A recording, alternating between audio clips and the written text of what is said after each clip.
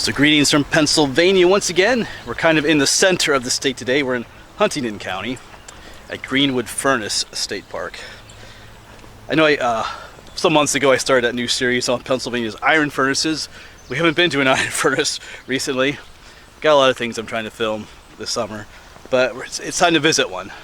This is the Greenwood Furnace. Of course, Greenwood Furnace State Park is named after it. We were here a couple of years ago, so I kind of remember what's here. And as with a lot of these iron furnaces, there was a whole village associated with the site.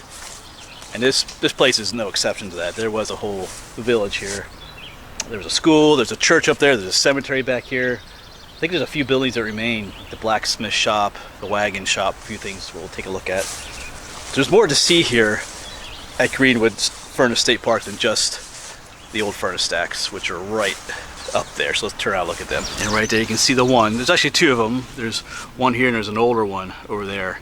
It's actually one of the, I believe this was the only site in Pennsylvania that had two furnaces side by side operating at the same time. There were other places that had multiple furnaces, but not necessarily two stacks side by side. At least that's what I read at one site. But this is the newer one. And this is the older one. This one was restored at some point too. And I think in 1885 it was even remodeled and made a bit larger. But here's the older one. The older one, yeah, when this one was redone in 1885, said that they kind of dismantled this one over here. And you can see that it's not as tall as it used to be. Yeah. Would have been originally much taller than this. Alright, but let's have a look around. Tell you a little bit of the history too. Of course, this wall was added later. That would have been open. I believe there was an opening on the side.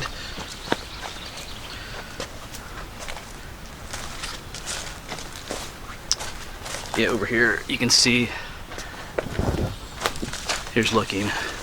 Now, of course, they have that walled off too. It's probably all collapsed in the middle. But these are the arches.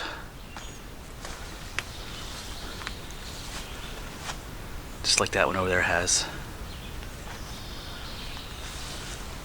So this site operated from about 1834 to 1904, so quite some time. There were a lot of rich iron ore deposits up in the hills up that way. I've always wanted to hike up that way, but haven't done that yet. I'm not going to do it today either. These are charcoal furnaces. Sometimes they're anthracite furnaces and charcoal. So these were the charcoal ones. So they had to have charcoal workers that would go out in the woods, cut down trees. You know, they made those piles and then turned the wood into charcoal. I think it says they did 300 and some acres a year to provide the charcoal for these iron furnaces. That's a lot. And one site I read said that these furnaces, like a single one like this, would produce like 4 tons of pig iron per day. I'm not sure if that was when both were in operation or just the one. Of course, pig iron is the name for the molten material that would come out the front when it was all said and done. We talked about why it was pig iron already. I might talk about that up too. We'll take a look at the little information boards up there later. But this is the newer one, and because remember, they needed charcoal, they needed limestone, and they needed the iron ore. Right here's where the magic happened. There's always this inner lining of the fire brick, too, and then this would have gone all the way up to the top eventually. Well, back in the day. That's a cool shot. Look up there. Here are some remnants of that molten iron in here.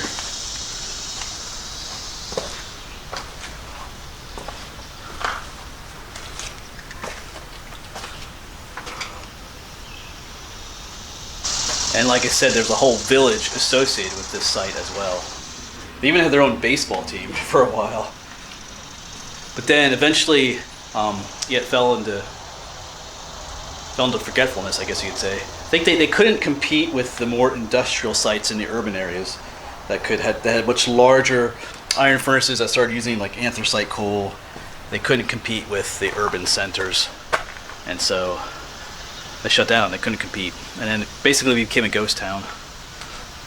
Now it's a state park, though. I think the CCC was here for a while too, the Civilian Conservation Corps, and it was a tree nursery for a while too. So it had different folks using the place until it became a state park. Of course, now they decided to mow here.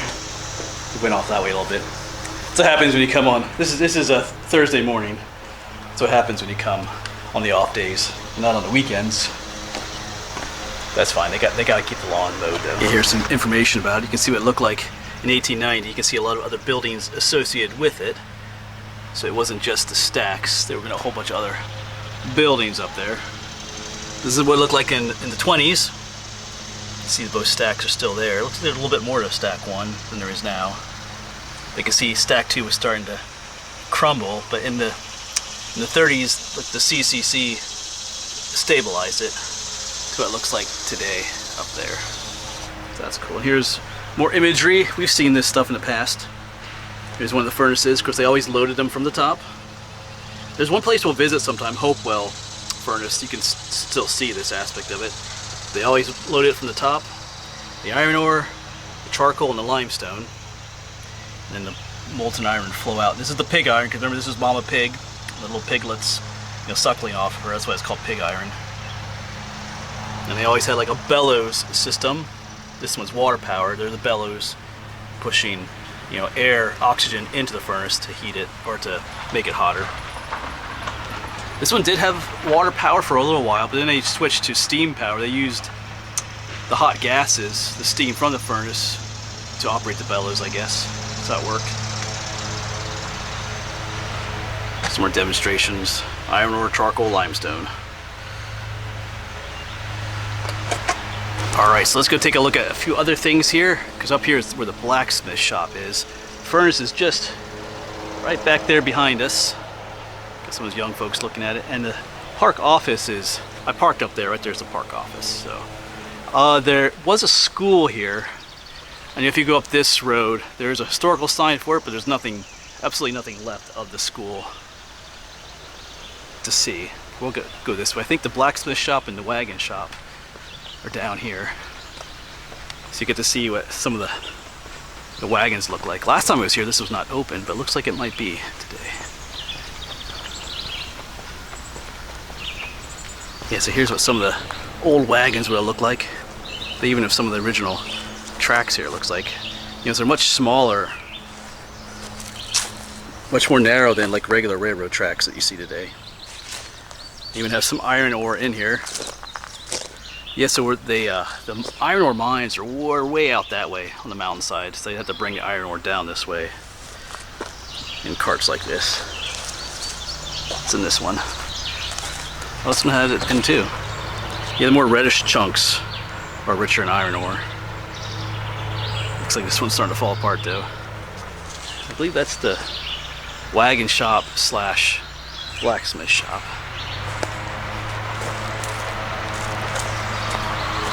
Yeah, here's one of the wagons.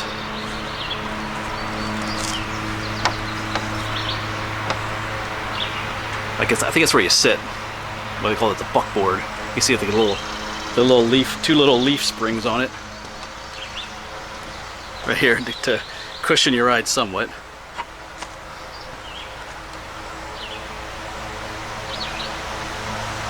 Alright, so I'm going to take you inside the shop there. They got a few things set up in there. You can see what pig iron looked like and some of the tools they use. However, I'm going to have to mute the video because they're playing music in there and I don't want to get a copyright strike for music that's not my own. I'll probably overlay the footage with some other music that's royalty-free music, but we'll see how that works out. But anyway, let's go inside.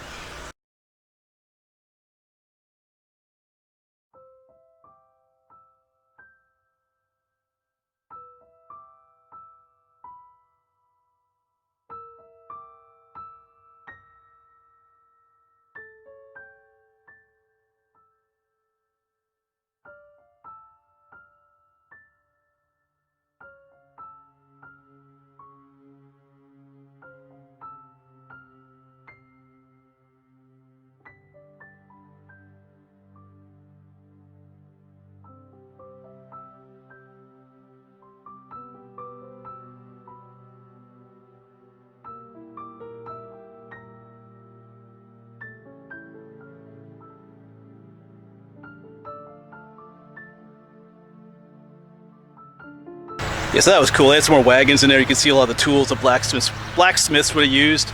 Plus they had the pig iron in there. You can see what the pig iron looked like. I think I pointed that out in there.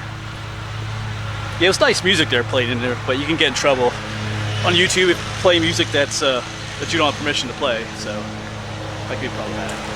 All right, we're gonna walk up this way, look at some of the buildings. Then again, maybe not. That's where the lawnmower dude is going. I think we'll go. Let's go check out the church and the cemetery. Actually, there are some more buildings down there that are used for other things nowadays, but it's kind of noisy down there right now. That's the way it is sometimes.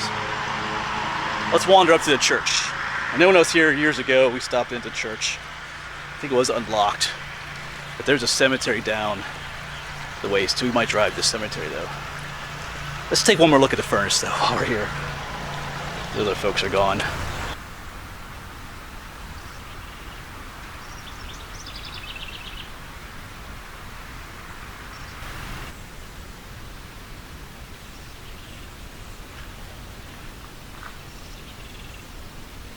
Of course, you got picture two. We looked at one picture on the information board. There was a ton of other infrastructure surrounding these too. It wasn't just the furnaces here. I love these things though. They're like stone monuments to the past. It's nice to see restored ones, but I love the older ones too. They just have that more, I don't know, natural look to them, I guess you could call it. I mean, they're a lot more rustic looking, maybe. That's a cool shot in there. Yep, monuments to the past.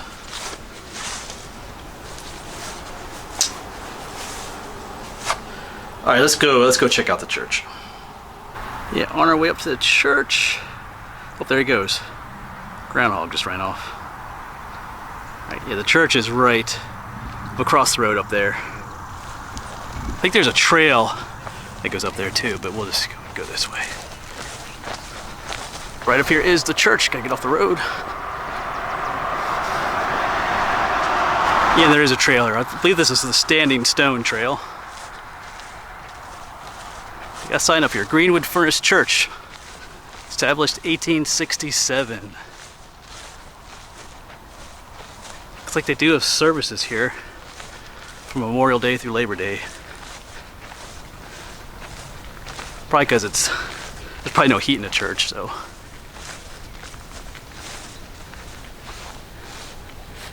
There's a cool shot. Some more information about it. Stone Church. $6,000 in 1867, dedicated to the worship of God in your own way. Services lasted most of the day, with the minister arriving at a specified time to deliver a lengthy sermon. At the closing of Greenwood Furnace, the church was used for seed storage. And things changed a little bit. So it looked like in 1905. It's about the same. Yeah, it's a little bit more about. You can read some more of that if you want. All right, let's see. Last time I was here, it was open. We could go in. So I think they had bats in the attic too, or bats in the belfry, as you would call it. The bell is still up there. All right. Door's already open a little bit. Yeah, I think we can go in. Cool.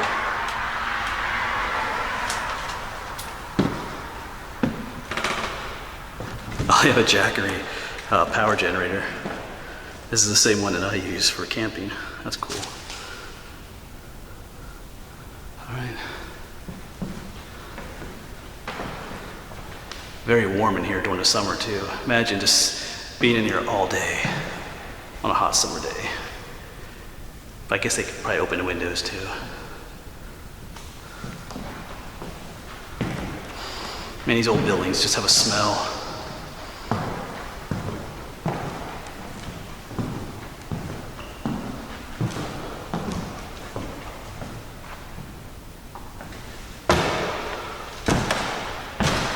There's an echo in here. Yeah, even if you were a soft-spoken person, everybody could hear you quite easily in here.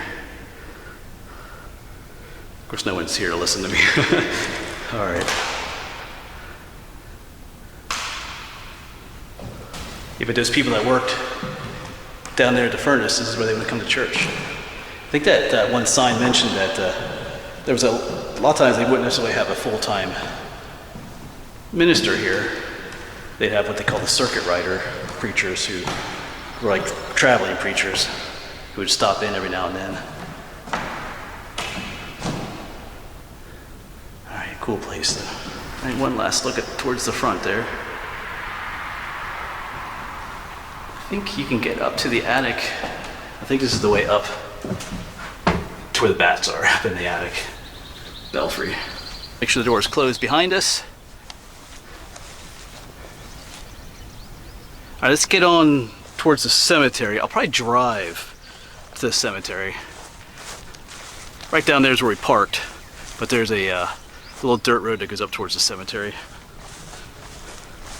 It's not that far of a walk, but I got some other places I want to go today yet, so we'll probably just drive up to the cemetery. Yeah, so right up that way is the road that goes to the cemetery. Right here is where you park at the park office. The furnaces are just down that way, and the church was just behind me on the road. So that's where we're gonna drive up to, if you wanna find the cemetery too. And then here is the cemetery. It's a nice old one, surrounded by a nice fence, old white picket fence.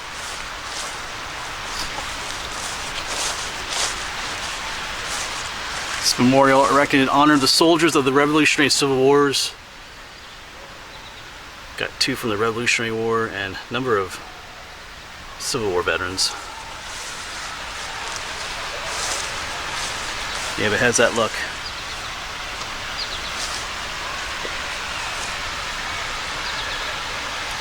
You got some of the Civil War veterans right here. They have that 5-pointed star plaque, like that one right there. The 2 up there's a Revolutionary War soldier. Up here's one too. They have the more rounded looking memorial plaque, and you can see these old tombstones. Got a Susanna there. Yeah. This one right here, the round ones are the Revolutionary War.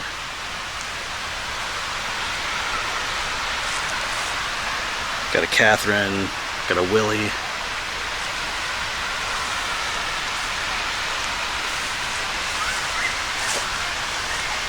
Yes, if you were an iron worker here in Greenwood, this is where you were buried.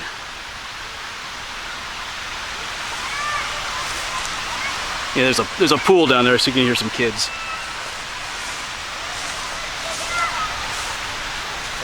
Got a quaint little stop.